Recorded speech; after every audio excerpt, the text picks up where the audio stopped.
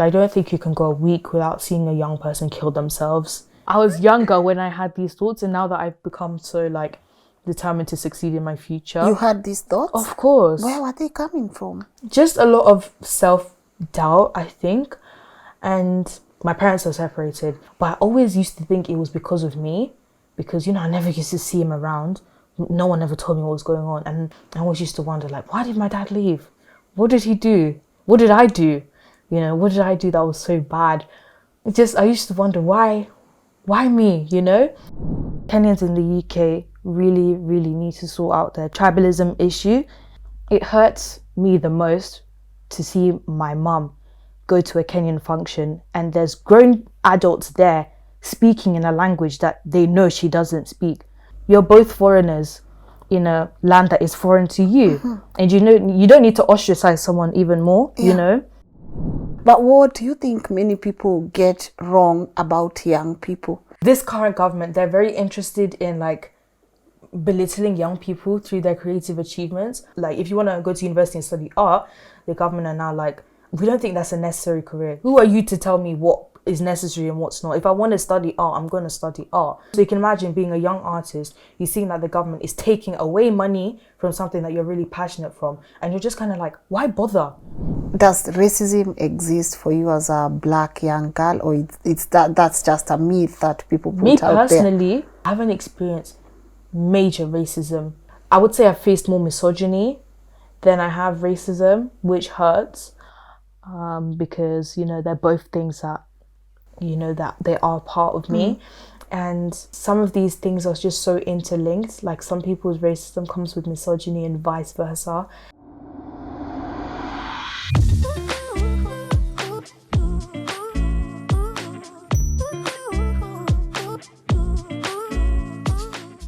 A very good morning to you and a warm welcome to LNS. My name is Lynn Ngugi. Guys, I'm just going to tell you the truth. We are recording this around 10 p.m. That is London time. Bado inakaa ni kama 6:30 and I'm just so happy my guest was able to wait for us. I know you get to watch this in the morning, but I'm telling you she's incredible. Her energy, you are going to feel it on the show. And just when I walked in, that's when I realized, oh my God, she's not a young mayor by mistake. The way she sits, the way she smiles. Hey, this one, we are actually looking at one of the most powerful people that we are actually nurturing right now. And I can't wait for her to tell us her story. And I just said, I'm going to have a very open-minded conversation. I love having conversations with young people. If you remember Zoe, when we had a conversation with her, I just felt like we do not actually get to understand young people. We make a lot of judgments. We don't get to understand how they reason, and we make our own conclusions. So today, I just want to bring you this very authentic conversation from her. And again, I'm just so happy they waited for us. Our mom is lovely. She just said, hi, welcome to, what did she say? This is Barking and Dagenham, the names these people have for their cities. Now we're about to get into that conversation. But before I do that, guys, I'm just loving the support that you're giving Kings Developers Limited. Asanteni sana. And as I always say, you see a brand being advocated for in this platform, then it has to be credible. Just to remind you what they do, they have a lot. It's a real estate company that gives you the best houses. And I always say the best part about them, they have affordable, hapa katikati and high end. And we were so privileged to have some of our team members attend their groundbreaking for King's Orchard and King's Courtyard. So guys, if you want to get an apartment from an authentic source, a credible source, people who are ISO certified, then call the contact details here on the screen and let them know that Lynn sent you. God, that was a mouthful, but I hope you guys go and support them. And now, without further ado, please allow me to let my guest introduce herself. Hello. Hello. Hi, sweetheart. How are you? I'm good. How are you? I'm good as well. Oh, please introduce yourself. Well, my name is Regina Mudibo Pamba. Yeah. I'm 16 years old. Yes. I'm the current young mayor of Barking and Dagenham. And yeah, that's all I have to say for now. For now. You met your mom and she's lovely. I agree. She's amazing. Yeah, Do yeah, you yeah. guys have like those teenage dramas with mom where she's like, oh, you can't do this, and then you're like, oh, I can't do this, I have to do this? Do you ever do that with mom? To be honest, no. Yeah. But one thing, me and my mum both enjoy sports. So on the off chance that I agree to run with her, we like racing together. Yeah. And she can really kimbia, you know. She can kimbia. Yeah, she can be like at my pace as well. And I'm just like, whoa, guy. Yeah. Like, oh, woo, guy. yeah. Yeah. Wow, you have the how good is your Swahili? To be completely honest, I think I'm an anomaly in the sense that I can understand, read, write Swahili. Yeah. I just don't feel confident speaking it. Yes. Because, you know, it's subpar, and like when with an accent like this, Yeah. you're not gonna get very far. Yeah. This is as Kizungu as you can get. You know what I'm saying? Yeah, I know what you're saying. Yeah, but like if someone was to hand me a copy of the Standard, Yeah. I'd read it. You know, I can tell you what Ruto is doing, everything. Yeah, I know what's going on. Yeah. But most Kenyans my age, or most Swahili speakers my age in this country, they don't really speak Swahili, which is kind of sad. Yeah. Because, you know, I'd want like my kids to speak Swahili. Yeah. But yeah. Why is that part of your culture important for you? It's so important because, you know, this isn't my homeland. You know, my homeland is Busia, and I have to remind myself about my people all the time. So I just don't feel disconnected to them. You know, like with my name, I have my grandma and my granddad's surname because I value them so much. Yeah. Without their influence in my life, I wouldn't be the person who I am. Yes. My grandma, she's so cute. She's so sweet. Honestly, I think she sits at the right-hand side of Jesus. She is so religious, and so I just love when she talks to me. Yes. And she's very doting as well. And my grandfather, he's passed on, but people always mention how similar we would be and how we would have got along. Yeah. And obviously, since he's passed, I can only find out stuff about him from other people. Yes. But he himself just sounds like a great guy. He was very well traveled, very well learned, and he's very inspiring to me, to be honest. Yeah. So you took up to your grandpa. People, they say he's great. So you know you're great. Yeah. Yeah. No doubt about it. Yeah. You know you're great. Yeah. Okay. How were you born here? Yes, I was born here. Wow. How often do you travel back home? To be honest, I haven't been back home in years. Like, I haven't been back home since 2016. Yeah. But that doesn't mean that I won't go in the future because, you know, times have changed. Yes. Times have changed. I want to see my family. I want to see my friends. I want to see how, like, things have developed and moved since then. And I want to take is it Mombasa Express? Yes. Yeah, it opened after I left and I was so jealous. I want to take it when I go. Yeah. What do you remember most about, and what do you love most about Kenya? I like the mix of cultures because Kenya is very similar to the UK in the sense that you can actually find everybody there. You know, there's Asian Kenyans, there's Arab Kenyans, there's white Kenyans. And I just love, for the most part, how well we all get along. And, you know, Kenyans, generally speaking, we're regarded as nice, helpful people.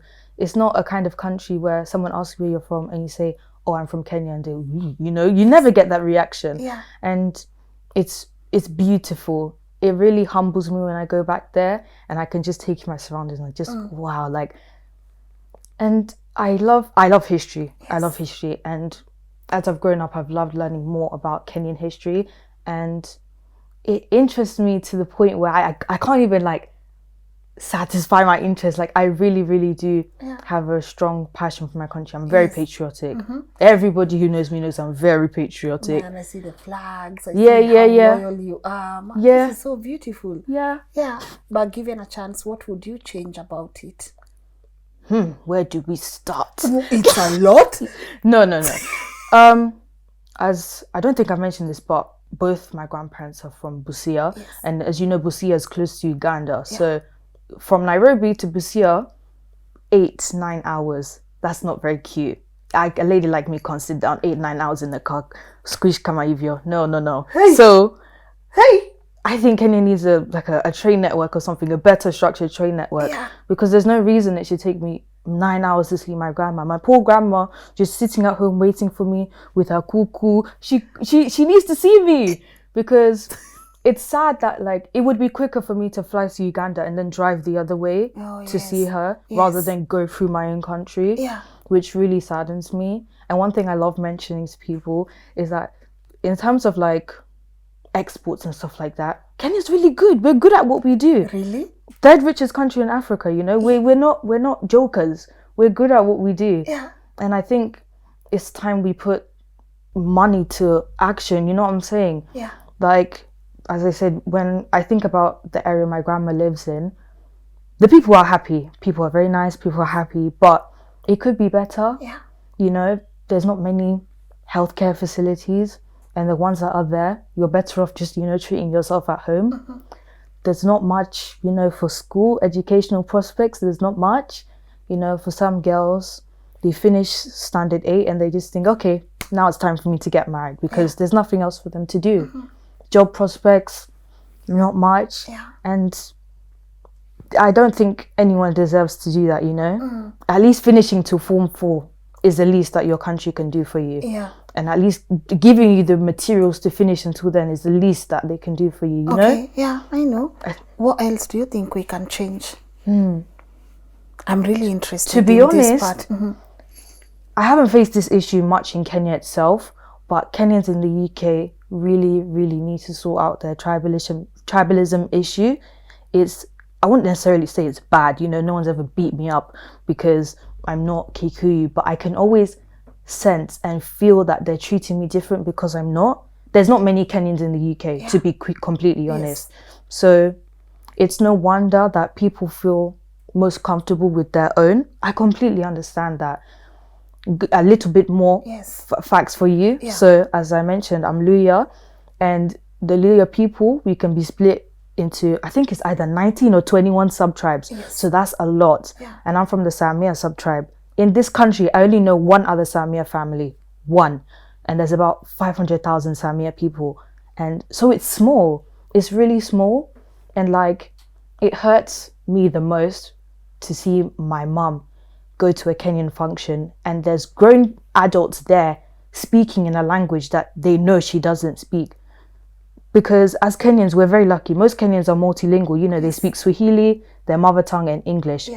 So if you know my mom does not speak the same mother tongue as you, why would you try and outcast her and try and make her feel lesser than because she's not one of you? That's very silly. You're a grown person. Let's face it. Let's be serious, because you're both foreigners in a land that is foreign to you. And you know, you don't need to ostracize someone even more, you know. And for me, I'm half Kenyan, half Nigerian. And Nigerian people... Really? Yeah. My dad is Nigerian. Oh, okay. And Nigerian people, they're always very happy to find out I'm Nigerian. You're Nigerian? Yeah. They're always very happy to find out. And they never ask too many probing questions. But as soon as I mention to some Kenyans that I'm half Nigerian, I can automatically feel the disconnect. You know, I can automatically feel they've lost 10% respect for me. And it's like, okay, let's see how much more. And then when I mention that I'm not Kikuyu, I don't understand what you're saying, I can just feel it decreasing more. And you know, if you bothered to get to know me, you bothered to get to know my culture, you would understand that we're not that different. We're really not that different. And in a land like this, we really need to stick together, because this is not our land. You know what I'm saying? This is not home. So you know, it's funny because I was at a Kenyan event, right? And I'm going to a Ghanaian event also. And I think people mentioned that the people in Ghana will show up for that event as compared to how they show up for Kenyan events. Oh, it's so true. Yeah, when you compare the culture, and I'm so grateful, because for me, I'm so grateful because you're half Kenyan and half Nigerian, because I always ask, why is it that even Nigerians celebrate their own music? You know, they come and pour support for their own artists, but in Kenya, we are busy to tear each other down. What have you sensed between those two cultures? What would you say about it? What makes Nigerians more unified? I think number one, Nigeria is, I think, 3 times Kenya's size. So they don't have a choice to be, you know, separated. And I can't say it's anything to do with the culture, but I think maybe mindset, you know. They have the same understanding that we've come from a negative situation and we need to turn it around, and we need to do that together, you know.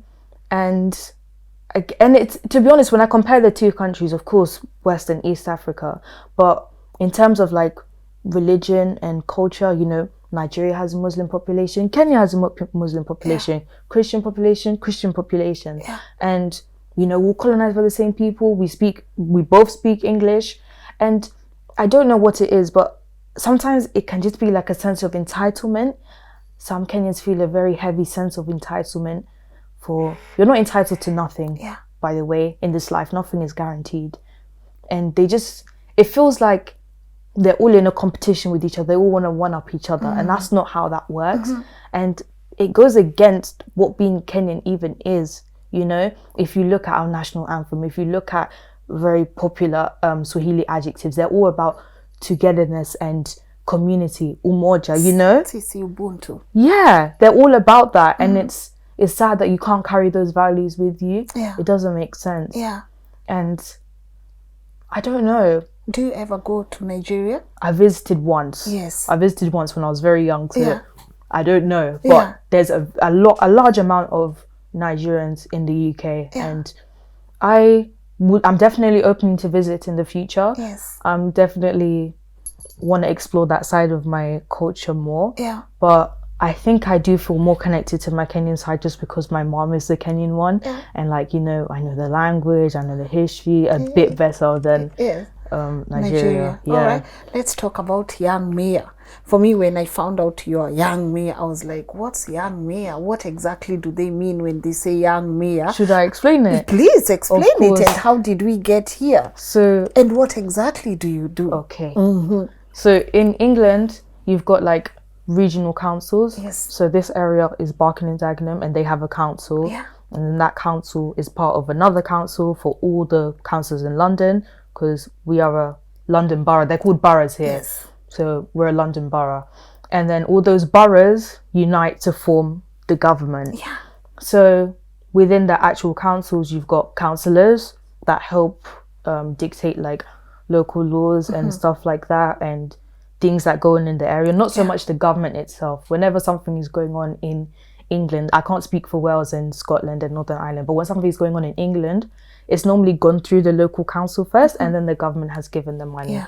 So in my council, I think in every council in England, to be honest, they also have a mayor. And a mayor is kind of like, it's one of those old medieval English traditions, but a mayor is kind of like the first citizen of the local area. So like if the king or queen was to go to that area, the mayor would be the first person to meet them. And I'm the young mayor, so that one, I'm second in command. Yeah. And it's a nice initiative that the borough started, which it exists in some other boroughs, but it's not that common. So what I do is I represent 54,000 young people in this borough, and you know, if they have any problems, they should come to me. But you know, when I'm working, I don't want it. I'm joking. You work. Let me mark that. Gosh, point to remember. You work. Yeah. He's 16 and you work. Yeah. Okay, let's go. I'll come back to that. So yeah, if young people are facing a problem in the borough, it's me that they come to, and then I raise my concerns to my older, more senior colleagues. And you do fundraising with that role as well. So right now, me and the youth council of Barking and Dagenham, we're fundraising for youth homelessness in England, because it is actually quite a big problem.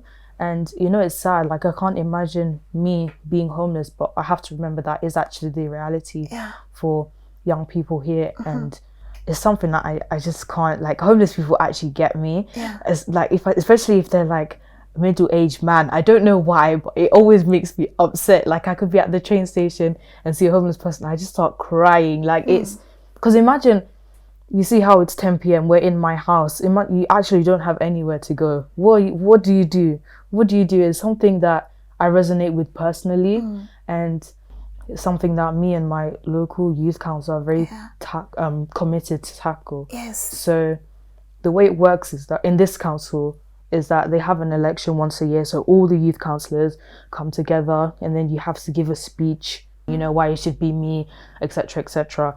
And then there was 4 of us, and you know, I won. Oh, look at you. Yeah. How was that like?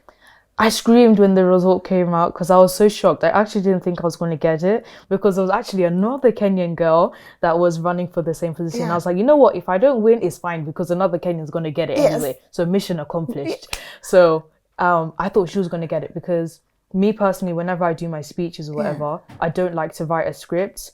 Like, I haven't prepared anything. For this interview No, even, yeah. no, I haven't prepared anything. Yeah. So I just think it's more authentic to speak off the cuff, so people can actually see you in real time thinking of your thoughts. Because, like, you know, sometimes when people write speeches, it can just be a whole lot of blah, blah, blah. You know, you want to hear authentic, you want to hear someone scramble for words, scramble for what to say. So I was just looking at notes on my phone and just, and praying that got me through. Yeah. And then I won. And then I gave everybody a cookie because I won.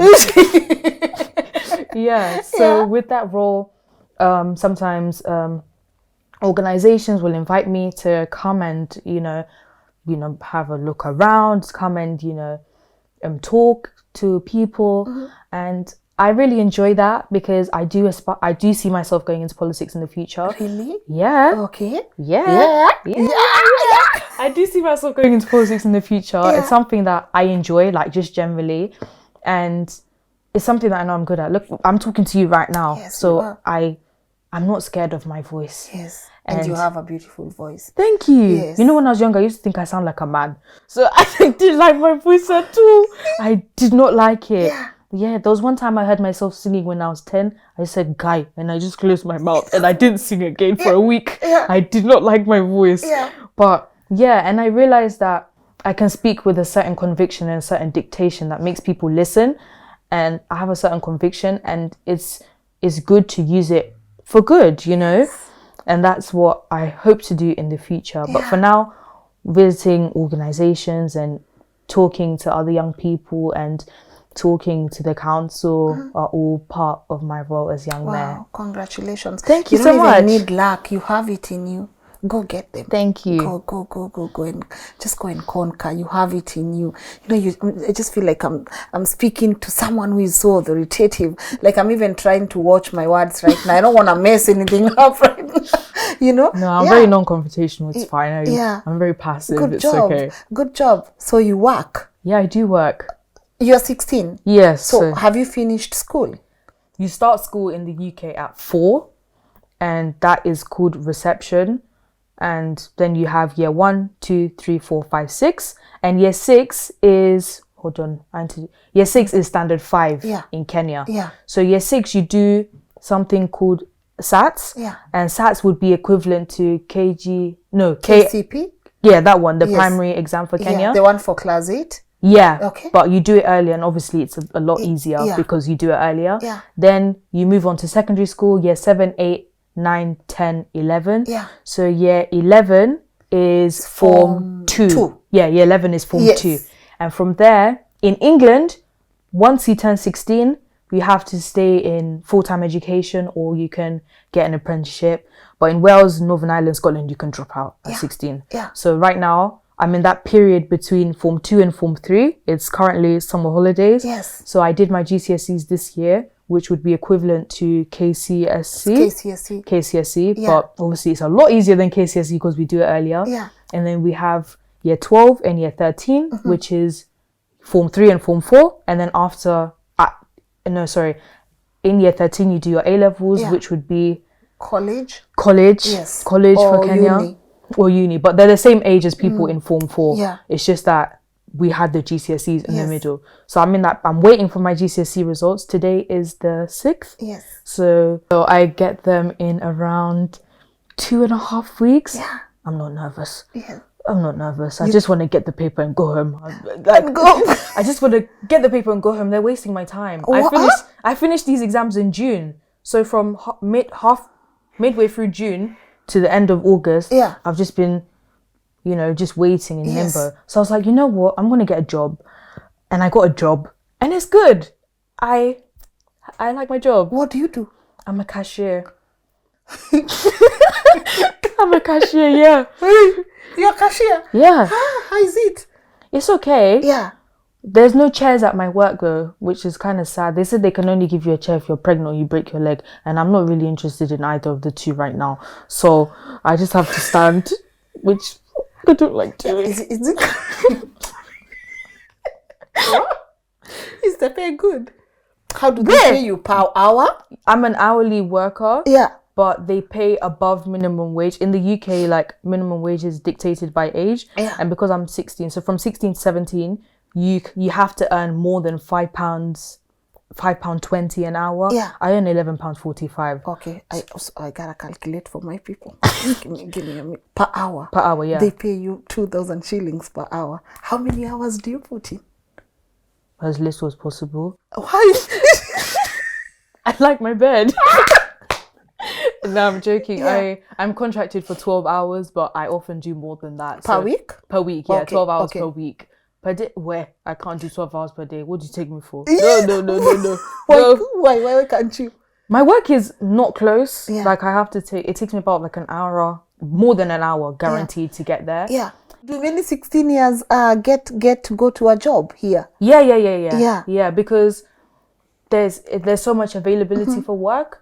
Not necessarily availability, but you're legally allowed to work. Yes. So there's nothing stopping us. And as I said, I've not been in school for almost 2 months, 2.5 months. Yeah. So what are you actually going to do for 2.5 months? Yeah. And, I'm contributing to society in some way. Yes. And I think why a lot of people under 18 get jobs is because we don't pay tax.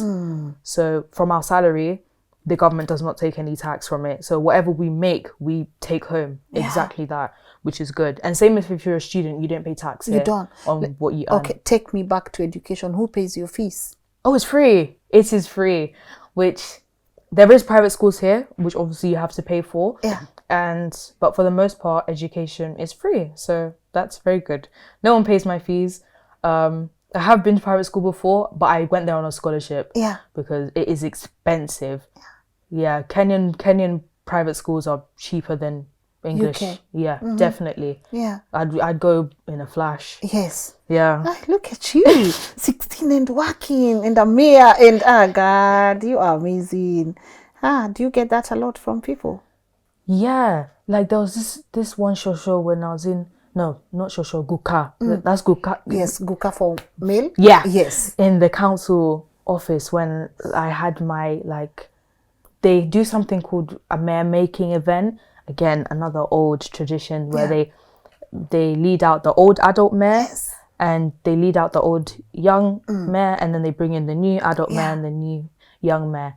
And there was this one guka at the back. He was just staring at me like this. And I was like, oh God, what did I say? What did I do?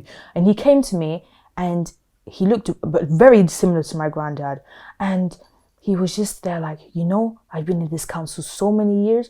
No one has spoke with a conviction like you. No one has made me listen like you have. And then he grabbed my mom and he started, preaching something to her. But whatever he said to her really stuck. Yeah. Because with old people, you don't joke with old people. Whatever they have to say, you should take it very seriously because, he was 85. He's been on this planet almost 69 years more than I have. Yes. So he obviously knows a lot. Yeah.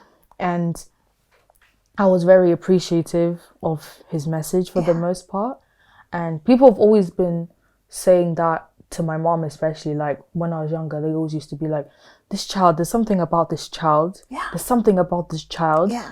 Because it's not that I was not normal as a child, but it's just the way, I spoke and the way I acted. Yeah. When kids want to go, I'm not saying this so I can sound better than, but when kids wanted to go outside and go play with Barbies or whatever, I'd be sitting inside reading. What child does that? That's so nerdy, bro. Yes. What child does that? But that was me. I still love reading. I was a massive bookworm as a child, and I don't know where I got that from, to be honest. I was speaking properly before I was 2, all that kind of stuff. Yeah. So in terms of academics, my mom's never really had to worry about me. I love school. I love education. I love learning. I enjoy being challenged academically. It allows my brain to think and it allows me to process stuff and just keep it moving. I don't like being idle. Yeah. Which is contradictory because I just said I love my bed earlier, but I your love mind. You love to keep your mind busy. Yeah, definitely. And that's one thing I was very grateful that school allowed me to do. It was the one place I could really just go and nerd out and feel accommodated and feel supported there. For me being a nerd, that was good. That was good. Yeah. How are teenage years? It's not bad. I don't think it's bad. I can't say that my teenage years are bad when I live in conditions like this, you know. I'm lucky. I'm lucky to have accomplished things that most people, you know, wouldn't have the opportunity to. So I'm very lucky. And for the most part, as I've got older, I've become less and less social. Older, yeah. I've become less and less. You're just 16. I know. I've become less and less social. Yeah. And I really love my own space. I love being a recluse, which is not very healthy, but I just love my own space, love my own company. Yeah. And it's a bit weird because I feel like I don't really fit into teenage culture in the UK. That's not to say that it's like, oh, scary and, you know, all that kind of stuff. But like, I always see myself as a bit like of an outlier, you know? And it's nothing to do with like my friends or like people in general, but we just don't mix. Not that I go out of my way to not gel with people, but it's just like our interests are so different. You know, you can't force somebody. If one likes green and one likes red, That's just it. That's just it. You can't. So I definitely, I've always, like when I was younger, I always used to like speaking to older people. I didn't want to hang around with the babies. No. I saw your photo with Kibaki. Yeah. Yeah. My auntie works in Starehe Boys, and he was a patron for Starehe Boys. Yeah. And I met him at a function there. He was really sweet. Aww. And then when he passed, they made that portrait of me. Yeah. And they gave it to me, and I just thought, oh, you didn't have to do that. Yeah. I look so cute there. Yeah. And it's crazy. I think every president except Moi, someone in my family has met them. There's pictures of my granddad with Jomo. There's pictures of my auntie with Jomo. There's pictures of my mum with Uhuru. So it's just like, oh wow, there you go. It's nice. Yes, it's nice. How is your relationship like with mom? I guess because I'm so independent, we don't see eye to eye. But it's not on certain things. Like maybe if I want pilau, no, she wants pilau and I want white rice. You know? Please, we don't go fighting or anything like that. But I think one way, she thinks another way. And if two lines are going like this, they're never going to interlink, you know? Sometimes we just have to agree to disagree. I love politics, she doesn't. She does not care at all. But it's so interesting to me looking at the numbers, looking at the policies, looking at the laws and everything like that. She doesn't care at all. And I guess when people say, oh, you're so alike your mom, I'm just like, you don't really know though, do you? No, but I get a lot of my traits from her, like my academic traits I get from her, because my dad wasn't the most book smart. Not stupid, but he wasn't book smart. But my mom was. Like my mom loves English when it comes to writing, speaking. If you hear her speak now, you'd think that she's an English woman, you know? If you just put a paper over her face, you would think she's an English woman. She was born in Busia. She's Kenyan through and through. But I don't know how she does it, but she just sounds so British. When it comes to writing, she loves writing.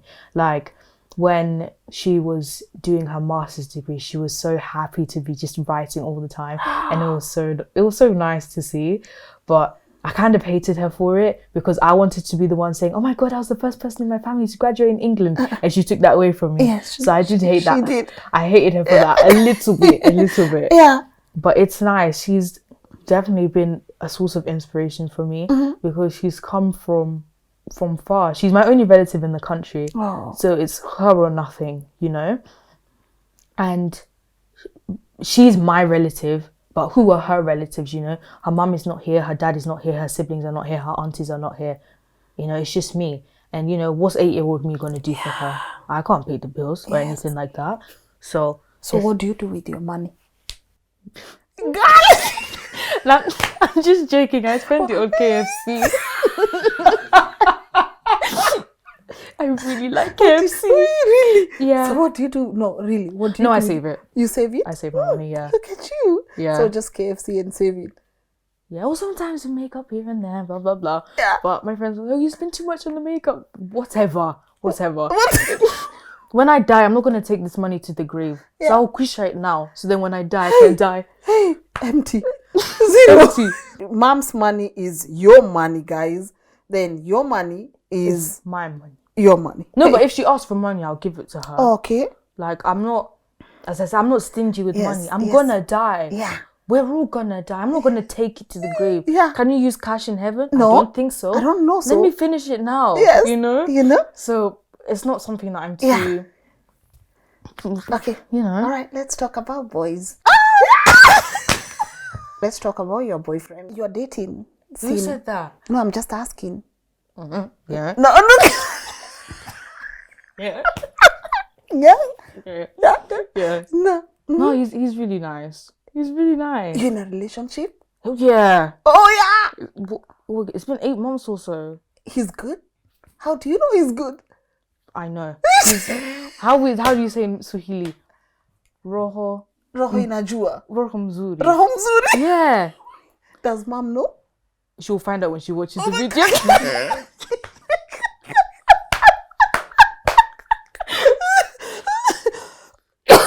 16. What are you guys telling each other? But relax. No. I guess. Explain for me dating as a 16-year-old. In this country, they changed the law. Can't get married at 16 because too many people were like getting their children married off illegally and stuff like that. And me personally, I don't really want to get married because I don't really want to kiss people in front of my family. I think that's a bit weird. Like, you know, when they say, oh, you can now kiss. I'm going to have to do it behind a sheet of paper because, like, that's so weird. I don't want to see my grandma see me kissing someone. That's really weird. So, and white. White is not really the best colour in me. Like, kind of makes me, like, a bit yellow. So I'll have to figure something out. Maybe I get married in a green dress. Who knows? Yes. But, as I said, political career. So I can't really be having him cause me trouble along the way. No, he's nice. He's nice. He cares a lot, and you know, whenever I tell him about the stuff that I'm doing, he's just so interested, and so like, especially when I tell him about like my future plan, he's just so interested, and I know that I'm gonna outshine him. So it's good, and he values my company and my time, and he never makes me feel like, because for me, one thing I was always worried about is someone wanting me for like the external part, you know, me wanting me for my body, you know. But it's not been like that at all. How old is he? He's my age. I'm actually older than him, and I don't like that. I feel like I'm babysitting someone. He's like a month younger than me, and it gives me the cutest. Few days. 41 if we're being specific. Oh my god. It gives me the heebie-jeebies. But that's nice. I'm happy for you. And he's black, but he's not African. Yeah. He's from the Caribbean, and he's very interested learning about Kenyan culture. Yeah. He likes it a lot. And you know, the bracelet, he's always been asking me for, please, I want one to wear, blah, blah, blah. Yeah. Does he have one? No. Can I send you one? Give it to him. Please. Yes. He won't leave me alone for this. Yeah. One thing I like about him is that he's a lot less serious than I am, and I can be a very serious person at sometimes. And it's like he makes me feel like I don't have to be so uptight all the time, which is nice, you know, because being uptight all the time, you want to give yourself wrinkles. But let me ask you, at 16, what do you know about relationships? Nothing.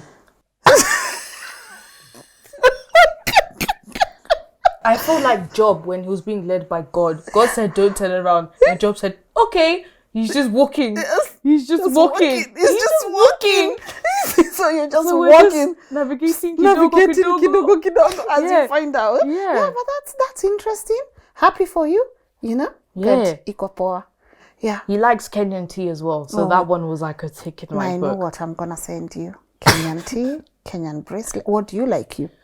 Me, I love dairy fresh chocolate milk. From Kenya? Yeah. Oh, yeah? Whenever people come from Kenya, please send me dairy fresh chocolate milk. It just gets me going. I love it. It reminds me of my childhood. Yeah. And it reminds me of being in Mombasa. Yeah. And it's just so nice. I don't know what cows in Kenya eat, but whatever they eat, they should keep eating it. Keep eating it. Yes. Oh, it's so good. It's good. So good. Yeah. But what do you think many people get wrong about young people?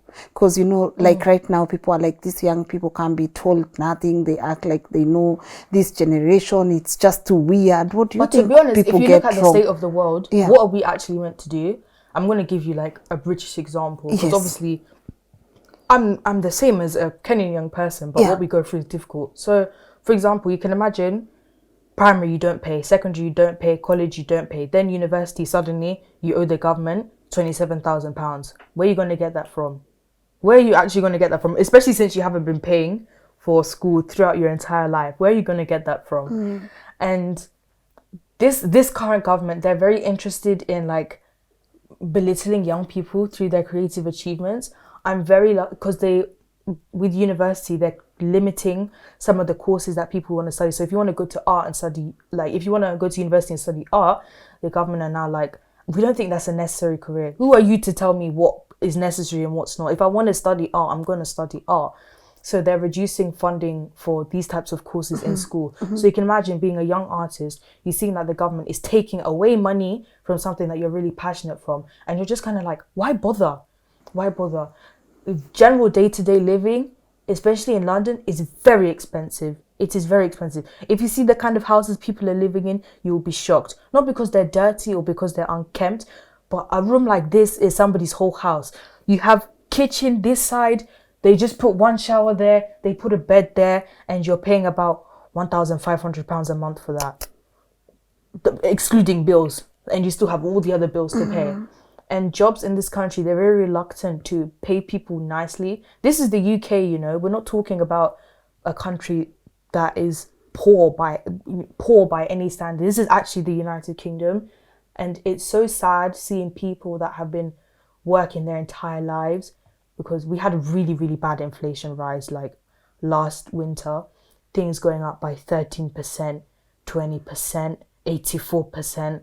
What are you going to do if your pay hasn't gone up, if your standard of living hasn't gone up, but everything else around, all the monetary things are going up? What are you meant to do? So young people are looking at their parents who have been working all their lives, suddenly struggling, and they're like, why bother? Why bother? And I think my generation specifically, we feel some kind of resentment, because it's just like, why would you do this to us? You know, because we are like the generation that had it all. We grew up with technology, but we're not going to be able to afford to use it now because it's just so out of reach. And I'm saying this as an English girl, and it's so crazy to me that we as a country can be in a situation like this. I kid you not, there's people that have good jobs. They have good jobs, like doctors not being able to afford to eat. What kind of rubbish is that? What kind of rubbish is that? Doctors cannot afford to eat. So if I go to the doctor to treat me, he's going to be sleeping because he can't afford breakfast. That's disgusting. And, you know, I worry about my future. Like, how am I actually going to afford to live?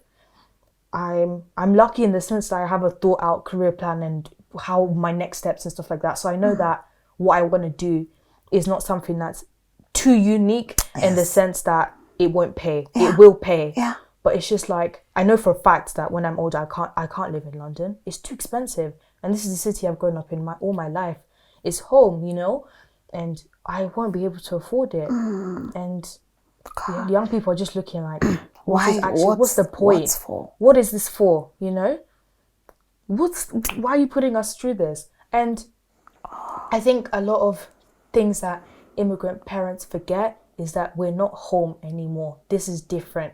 You can't, of course you can raise your children how you want to raise your children. I'm not telling anyone how they shouldn't and should raise their children. But you can't come here with the same mindset that your parents raised you in Kenya with 40 years ago. First of all, that's like 6,000 kilometers away. Second of all, that was 40 years ago. You know, times have changed. Yeah. And you can't hold your children to the same standards. Like, if you work hard, success is going to come. But people have thousands, hundreds of thousands of people who are working hard and their success has not come, you know? So it's just, what are we meant to do? So I don't think young people like of my age are all a bad bunch. I don't think so. But we've realized that working hard is not going to guarantee us success. We've realized that the only way that we can really do well is with money. So we're kind of just like, you know what, let's take the mick while we're at it. Let's be stupid while we can be, because nothing is guaranteed, you know.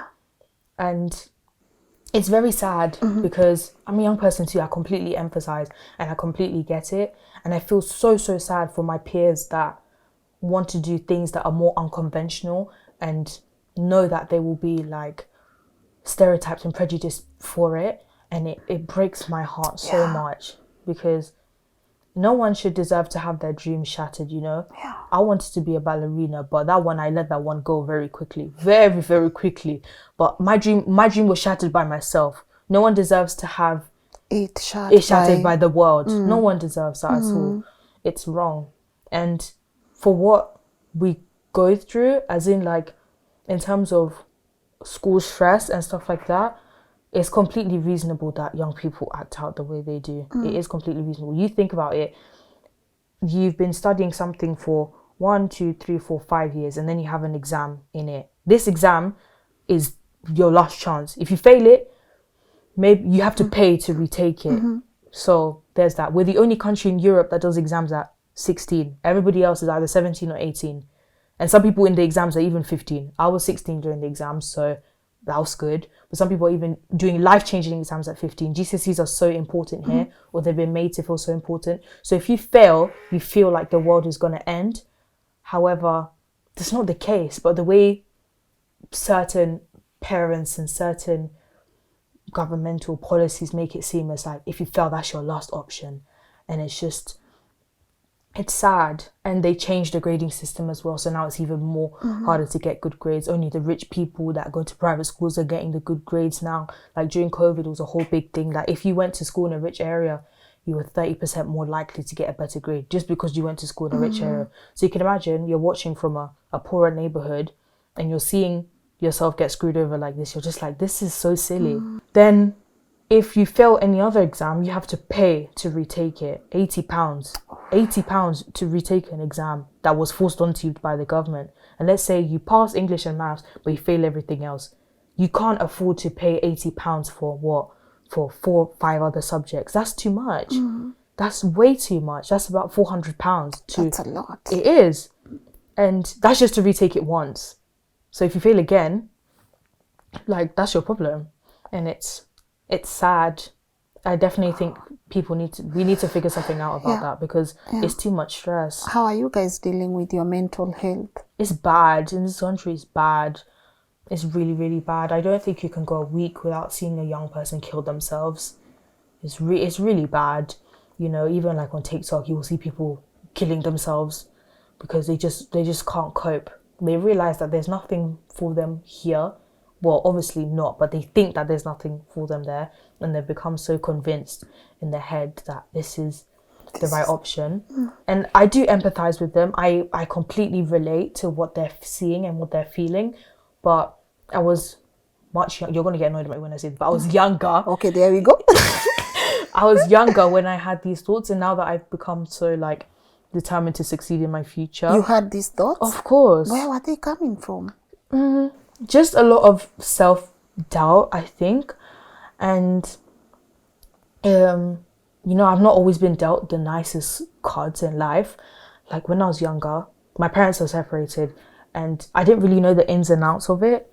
And they separated on amicable terms. You know, no one was beating either of the one up. It was not messy in that sense. But I always used to think it was because of me. Because, you know, I never used to see him around. No one ever told me what was going on. And they separated. They were together before I was born for a while, and then they separated within 3 years of my birth. So I always used to think, oh, it's because of me. It's because of me. It's because of me. I always used to wonder, like, why did my dad leave? What did he do? What did I do? You know, what did I do that was so bad that he didn't want to rate? Because I'm his first child. He has other children, but I'm the first one. So, you know, the special one. So I used to wonder, why me? You know, and it's just. Obviously, I know it's not because of me. Sometimes people just don't see eye to eye. And I'm actually grateful that they separated because sometimes people stay together and it's just like, you guys are fighting like two cats in a market. You need to separate, you know? So I'm very happy that they actually did that. They did that, and they did that for the greater good. So I don't mind. Who do you guys talk to when you're going through stuff?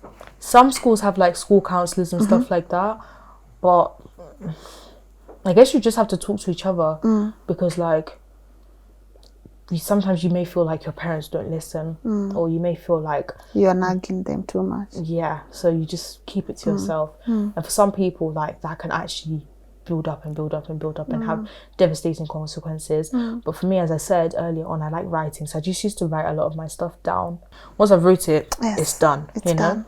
I just get it over and done with. I'm not a very emotional person at all. The only time I cry is when I'm getting injections in public, at least. But I just don't like people seeing me be emotional. So, do you think that's a good thing? No, I don't think it's healthy at all. And I think you should be able to express how you feel. Of course, there's nothing wrong with being expressive. But I guess, you know, from the things I faced when I was little, it's just a shield that I built up so that no one could hurt me again. Yes, yeah. And, you know, sometimes it can come across as that I'm like stone-faced or cold. I'm really not. It's like a protective shield, you know? And it's just something like a defense mechanism. And once you get to know me, I'm very nice. You're very nice. But you have to get past that first wall first. You know what I'm saying? I know what you're saying. So yeah, there's that. Good. Can we talk about does racism exist for you as a black young girl, or that's just a myth that people put out there? Me personally, I haven't. I'm speaking for myself and myself only. I haven't experienced major racism in this country, but you have to forget I live in a very black area, or a very mixed area, I should say. It's not that black. There's more white people here. I live in a very mixed area. I live in London, and stuff like that does not go by, you know, unchecked. I would say I've faced more misogyny than I have racism, which hurts, because, you know, they're both things that, you know, that they are part of me. And I guess it's weird because some of these things are just so interlinked. Like, some people's racism comes with misogyny and vice versa. But racism is definitely a problem in this country. Very bad problem. But I'm grateful that I've not dealt with it hands-on. It's bad. It's very bad. When you look at how sometimes black people are treated in hospitals, how they're treated by police, how they're treated by teachers, it's worse in schools. It's actually worse in schools. But I'm grateful that I grew up here compared to any other European country. I would have not been happy in France. First of all, because it's France, and, you know, I'm English now, so I can't imagine ever living in France. But what's the issue with English people in France? Like, it's neighbours. Like, you don't like your neighbours. They don't like each other. No, French people think that, like, we're dirty. We think that French people are uptight, blah blah blah. But if France was to be attacked by Spain, we'd be the first people there. You know, it's just like friendly fire. Oh, okay. But yeah, you can't force me to live in France. No. I'm grateful that I grew up here, because British people, as in white British people, they're actually like really nice people.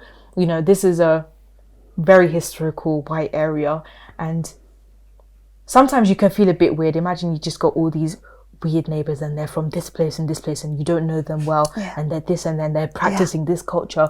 So of course you can understand feeling a bit weird, but most of them are really nice and really like accepting. Everyone is gonna tolerate change a bit differently, but they've always been very nice and very accepting. Like, even within like the local religious communities, I was raised Catholic, and there were lots of white. I grew up with lots of white people in my church, Irish Catholic, British Catholic, Eastern Europeans. So in London, you kind of don't have the opportunity to be racist because it's diversity is forced on you. Are you proud of yourself?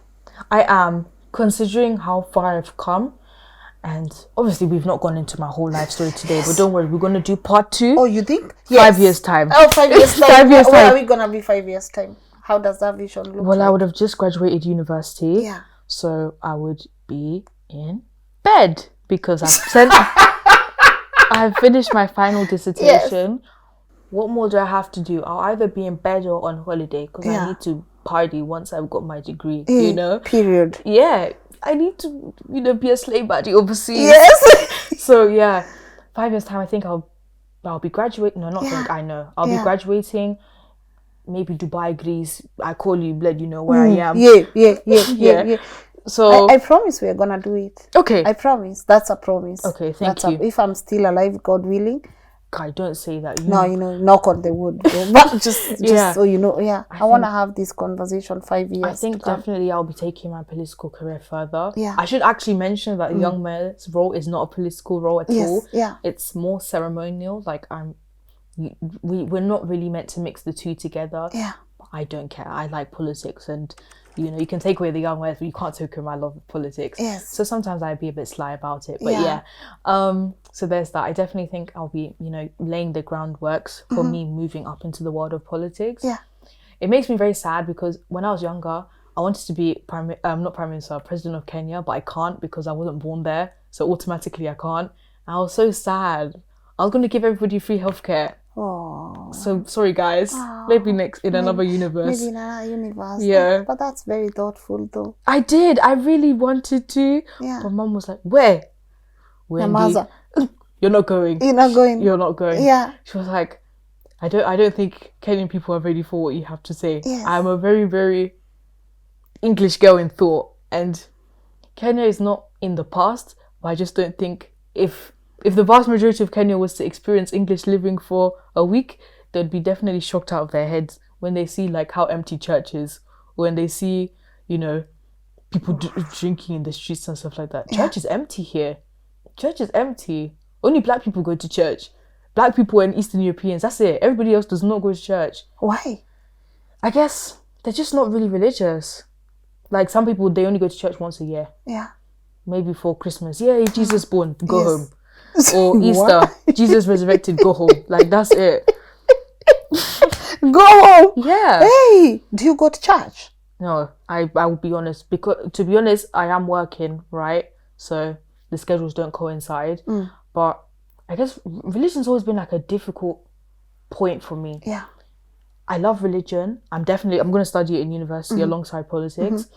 But I don't know. It's always been like, I'm not going to sit here and say, I don't believe in anything, blah, blah, blah. Because this was not, evolution. Yes. I'm so sorry. Somebody, something took the time to make my nose like this, my lips like this, my eyes like this. So I'm not sure. But I definitely do believe in a higher power. Okay. Definitely. But my grandma is very religious. And, if she says she's prayed for me, I take that very seriously. Yes. And I'm very grateful because I don't know how it is, but I swear to God, direct communication with Jesus Christ himself. That woman is very, very devoted to God. And it inspires me because she loves him so abundantly and so without rules. And I love that for her. You love that for her? Yeah. I just feel like we didn't even tackle much. But as you said, we are going to have a conversation again 5 years to come, and hopefully I can also sit with your mom someday and just have a conversation with her. I feel like she's done a lot. I feel like she's amazing. If it wasn't for her being my mom, I don't think I would have come out the way I was today. My love for education came from her. My love for sports came from her. Why is she running at the same speed I'm running at? No. That was a point of contention. Seeing pictures of her and like her talking about her childhood and stuff like that was just kind of like, it was very inspiring for me. And of course that's my mom, so I'm not going to speak on my mom's business, but she has really come from far. And it's just been like, I feel like I can't let her down because I'm her only child. It's me and the cat. And what's the cat going to do? Cat can't go to university. So it's up to me. You know what I'm saying? So I feel like I have no choice. Yeah. And she's never forced me to do anything, never pressured me into anything. So I feel like I have to do it to make her proud. And most importantly, make my grandparents proud as well, because they are my namesakes and I don't want to let them down. Yeah. In case they watch, what would you want to tell them? Oh, Grandma, I miss the smell of omena so badly. I don't like it, but I miss the smell of it. And whenever she goes to, the Sokoni, she brings me chips and cook. She's honestly my best friend. Yeah, give her a message in Swahili. Don't set me up like that. No, I'm not. I'm just don't set me up like that. I'm not setting you up. Ebu ongelesha shush. Ebu ongeana shush. No, but yes. I really miss you, Grandma. I miss hearing you talk in Samia. Samia is my mother tongue. Yeah. I'm from the Samia sub-tribe, and I miss hearing her talk in Samia. I miss her laughter. I miss looking at my grandma and seeing a reflection of myself. We look Like from this, you put paper, we look like the same person. And, you know, I miss her doing my hair. I miss everything about her. And for my granddad, who I didn't get the opportunity to meet often, I just hope I'm doing him proud, being his namesake, you know. I hope I'm doing him proud. And when, you know, I was younger, again, he was very excited to see me grow, and he passed before that could happen. And we shared so many of the same interests, everything like that. You know, he came to England before I was even born here. He was Zurureng before I was even born here. So I just hope that I'm doing him proud. And I personally believe that he can see me and he's looking down on me. And like whenever I'm in a difficult situation, I just like imagine him and like, what would he do? Good. Because I love having family members that are so supportive of me. Whenever something little comes out, my aunties, hey, Regina, you know, I could scrub the floor. Hey, Regina has scrubbed the floor. You know, they're just so supportive of me, and they're my family. My family, they don't live in this country, so it really, really means a lot. Considering I don't receive the same support from my community, it really, really means a lot hearing it when I can. But yeah, I love my family. Yeah, good. What legacy are you looking at leaving behind? When I die, I hope there's a Wikipedia page with me.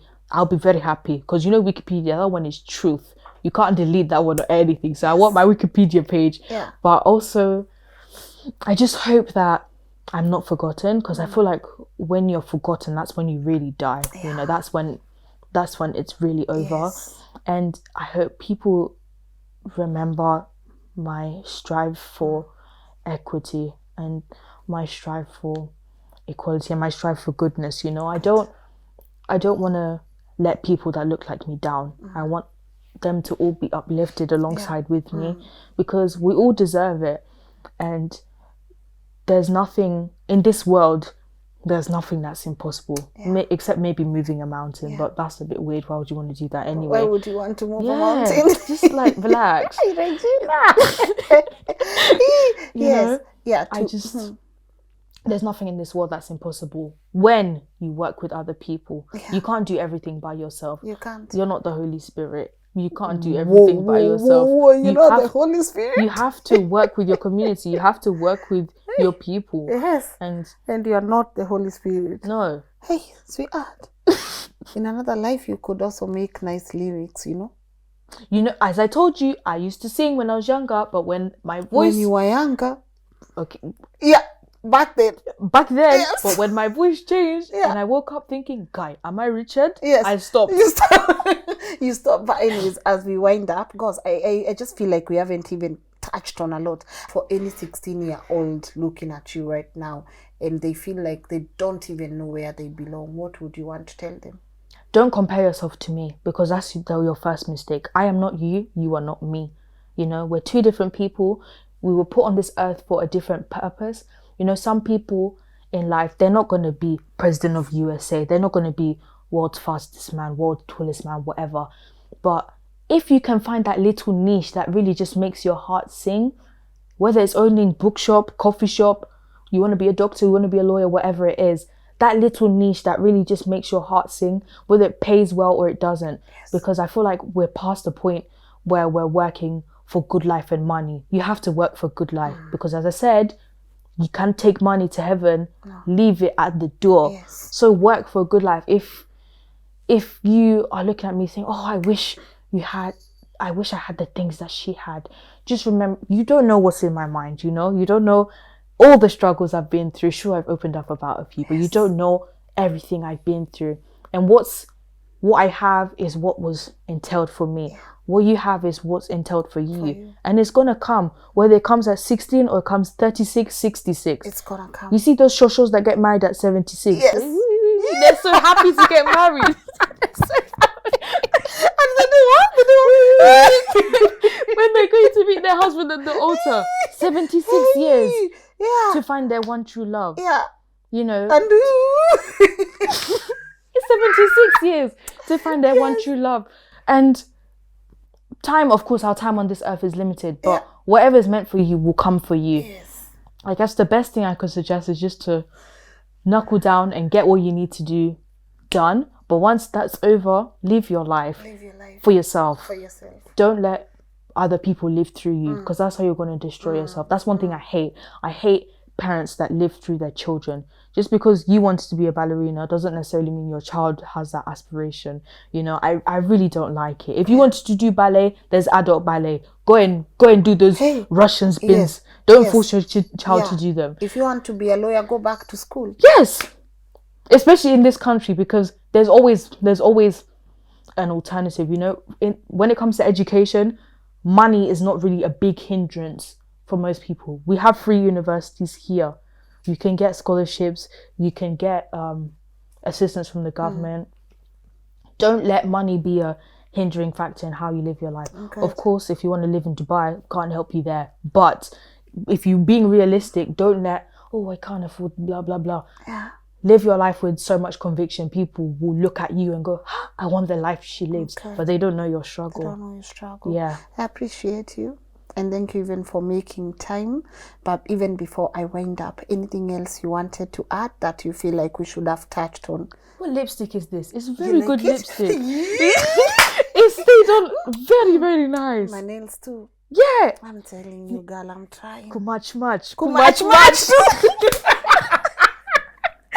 It's very good lipstick. Like this is Maybelline number 135.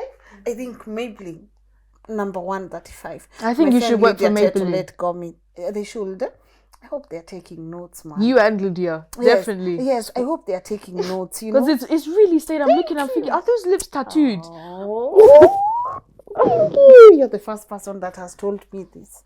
I was walking around with so many people. There you go.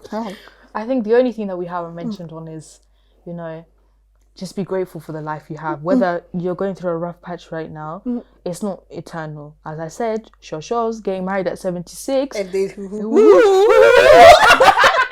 I want to see a girl, man. You see, do you know... And they thought, my life is going to be over for 76 years, but you see them at the altar. You see them at the altar. Yes. They're happy. They found their calling. Could you do it again? Oh, man. The community is happy. Kenyans are happy. Don't forget that. That's very important. Don't forget that. That's very important. My kids will know as soon as they can hold their head up. Yes. Are you joking? We're not called chicken people for no reason. You will dance like a chicken. You will dance. And I have Luo heritage too. Hey man, come on. So my kids, they will be doing Ohangala as well. Yes. Proper. Like no one's business. Yes. You know how to do it? Not on camera. Not on camera. Gosh, you're just so amazing. Congratulations. Thank you so much. Your wins. And just for making time. You know, here they say time is money. Wait. So you don't even...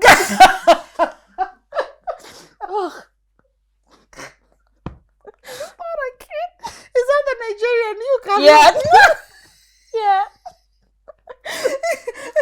The time is money, so even for you making time for me just 1 hour plus, I don't take it for granted. It's fine. You would have earned almost 2,000 Kenya shillings right now. Well, I wasn't working. Yeah. So I was like, I actually cancelled work for this. Oh yeah. Yeah. Thank you. I appreciate it. Shall we wind up? Of course, yeah. Thank you. God, you've been amazing. And thank you so much. Thank you for having me. No, I didn't think that I'd be ready to speak on your channel. You know, I've seen the videos that I've seen. You know, I watch you on this TV. My mom is there with Mandasi. Wow. This Lynn. My mom is really a big fan. She's suppressing it. She really likes you. Yeah, really. She's a good interviewer. This Lynn. Hey, tell them not to play with me, man. You know. Yeah, but I appreciate you and just thank you so much. You know, you're the youngest person I've ever interviewed. Oh my God, lol. Yes, yeah, on this show, youngest person I've ever interviewed. But I hope the next time we come back, we'll be able to sit and have a conversation. Of course. Even if it's off camera, I'll be happy to do it. I feel like I made me a little friend, you know. When you get older, you can be able now to even come and visit me. Only when you get older. Oh, yeah. You're still 16. Stop saying when I was younger. You're still young. Girl, what you saying? But guys, thank you so much for tuning. I don't even know how long we went, but God, youngest person I've ever interviewed. And God, I don't know what your take home is, but for me, I've been challenged. You see that this generation doesn't even care. They don't care what you think, what you say. They're just out there doing what makes them happy, you know. Stop forcing young people to live through your dreams. Parents, if you are watching, what is your take on me? I just want to hear first from parents. And also, if you're a young person that was watching, what is your take home on today's conversation? Hey, London will show me things. I'm telling you, my people, beautiful, inspirational, motivating stuff. Me, I've learned a lot. Go check her out. Do you have any social handles? Yeah, I do. What? My name, Yes, Regina, yeah. and then 2 M's and an X. And then 2 M's and an X. Yeah. Regina MX there, guys. Go check her out. And if you have questions, you can always send them to me here or the comment section. And of course, guys, to thank my incredible team who gets to sit with me this late at night hours. We are finishing this interview at 23:08. That is 11:08 p.m. I'm telling you, continue praying for our work. We don't take it for granted. Muga, Joshua, and Liz, asanteni sana for doing this. Of course, Lydia Teto-Let for always being an amazing host when we come to the UK. I don't know what we would have done without Lydia Teto-Let, but most importantly, as I was saying earlier, we are talking about King's Developers Limited, who just did an amazing groundbreaking for King's Orchard and King's Courtyard. Guys, I'm telling you, the accent here is strong. Guys, check them out. The beautiful apartments and housing plans they have for you. And I always say it's because they are credible, they are ISO certified. You can even walk to their offices at Prism Towers and see what products they have. I personally am vouching for King's Sapphire in Nakuru because it's very affordable. You know, the thing is, even if you have as like $1 million, you can still have a plan with them. And if you have 30 million, go get yourself Apollo. But for me, it's the affordable housing they have for you. They are very authentic, they are credible. I'm vouching for them just to make sure that in future you don't say, oh, Lynn Ali advertised King's Developers Limited not to make anyone. No, they're not going to do that, guys. They are legit, they're authentic, and you can be able to get yourself a house using them, and the contact details are right here. And of course, to thank you, my people. Guy, you've been awesome. 700k subscribers, here we come. Asanteni sana. May God take care of each and every one of you. And of course, if you want to get hold of me, info@lnn.digital. That's where I'm at. Today we got to hang out with one incredible soul. I can't wait to have more conversations with young people and see what the future has for us. In the meantime, no matter what your hustle is, endelea tu kukuwa proud of it, people. There is no shame in hard work. You have a 16-year-old going to work, earning her own money, and you just want to sit there because you have a master's. You don't want to go and work somewhere. Acha kujidanganya mtu wangu. Go out there and work hard. There is no shame in anything that you do. Tuonane kesho 10 a.m. God bless you. Acha niende nikule nilale. Bye bye. You're amazing.